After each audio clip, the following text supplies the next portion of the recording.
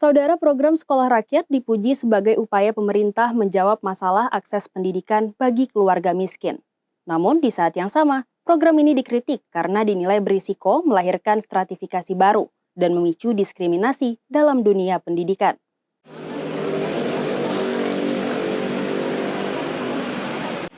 Program Sekolah Rakyat dipuji sebagai langkah nyata pemerintah untuk membuka akses pendidikan bagi keluarga miskin. Fasilitas lengkap dan pendidikan berasrama yang digratiskan menjadi harapan baru bagi anak-anak dari kalangan tidak mampu. Namun di balik pujian, program ini menuai catatan tajam dari pengamat pendidikan. Reja Fahlevi dari Universitas Lambung Mangkurat menilai Sekolah Rakyat sebagai bom waktu yang bisa memicu kecemburuan sosial.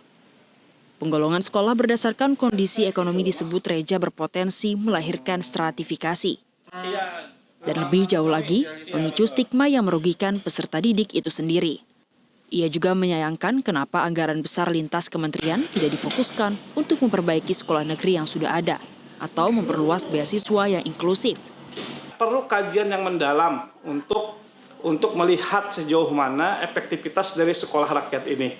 Apakah tidak sebaiknya anggaran yang besar itu diperuntukkan bagi sekolah yang sudah existing, baik itu dalam berupa bantuan beasiswa, bantuan perubahan perbaikan fisik infrastruktur sekolah yang sudah existing atau seperti apa.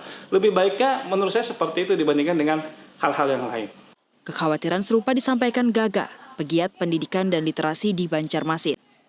Menurut Gaga, penyedia sekolah terpisah khusus anak miskin dengan waktu persiapan singkat bukan solusi jangka panjang dalam menangani ketimpangan akses pendidikan. Pendiri komunitas Gembel atau Gemar Belajar Banjarmasin ini justru mempertanyakan sekolah rakyat ini apakah sebagai kebutuhan mendesak atau sekedar kebijakan politik semata.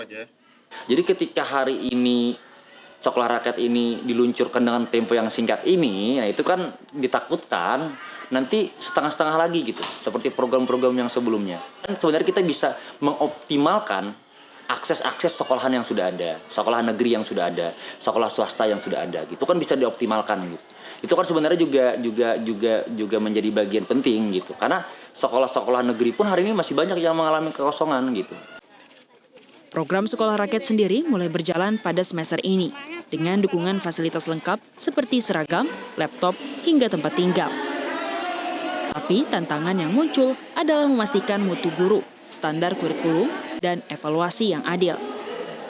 Pemerintah juga diminta serius menjalankan program ini agar tak sekedar menjadi proyek politis yang meninggalkan beban baru. Arpawi, Kompas TV, Banjarmasin, Kalimantan Selatan.